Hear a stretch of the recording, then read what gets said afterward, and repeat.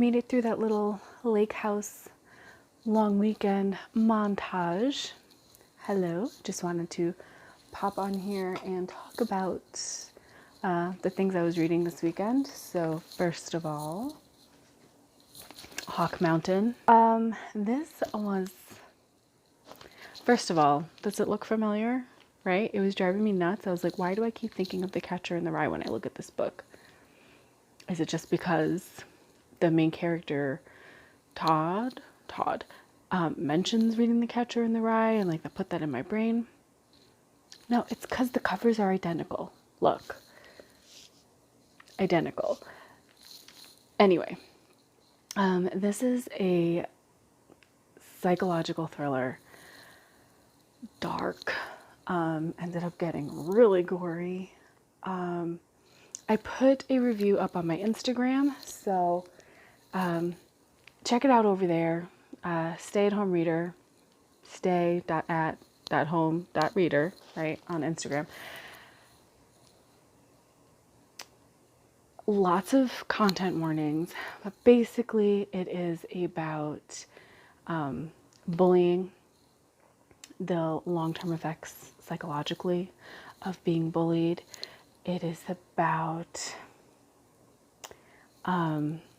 suppressing your identity, right?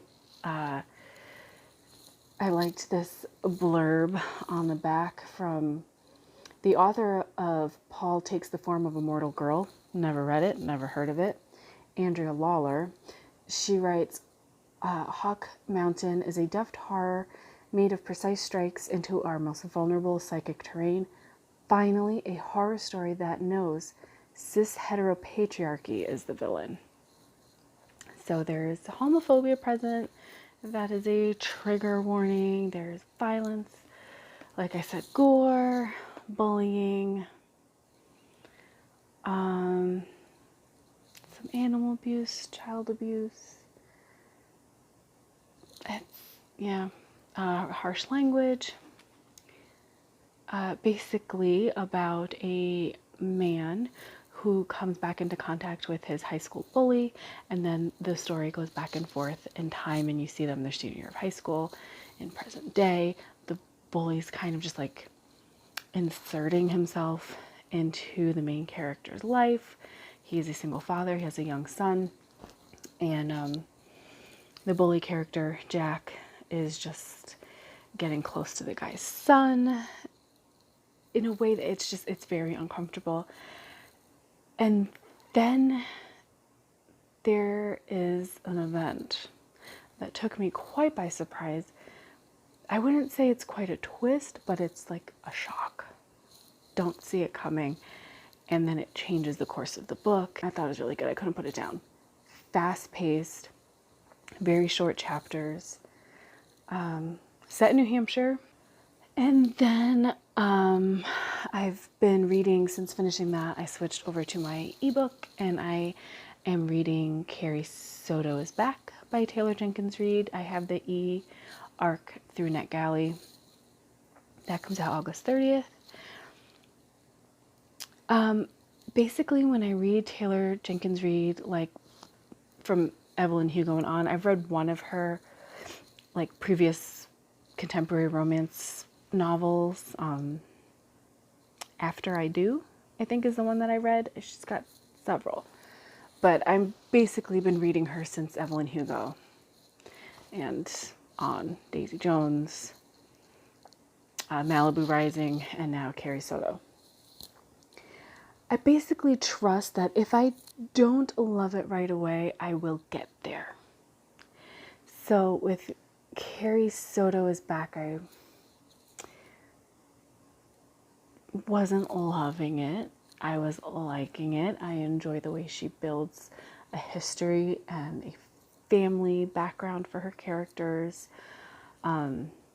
She really establishes what kind of people they are, their drive, their aspirations, their inspirations, and I think she builds that fast.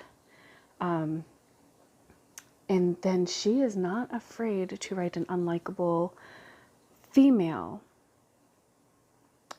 but unlikable because of their drive and ego, which then you turn around and realize that's exactly what you like about them. So that's the case with Carrie Soto. I'm now at the point where she is making her comeback in the tennis world. And the story, I think, is really about her facing up to the misogyny that exists against women in sports. And so I think I'm about 30%, 40%. I'm not quite halfway, definitely not halfway through. And now once we're at her like comeback is where, okay, I got there. Taylor Jenkins Reid got me there. I'm in. I'm liking it. So yeah, I'm about to settle into bed now and continue on with that. So thanks for watching. I know I haven't posted in a while. I think the last video I posted was my summer reading plans.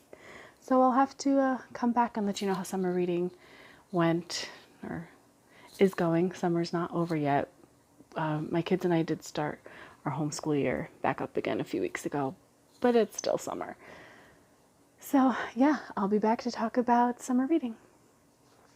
Bye.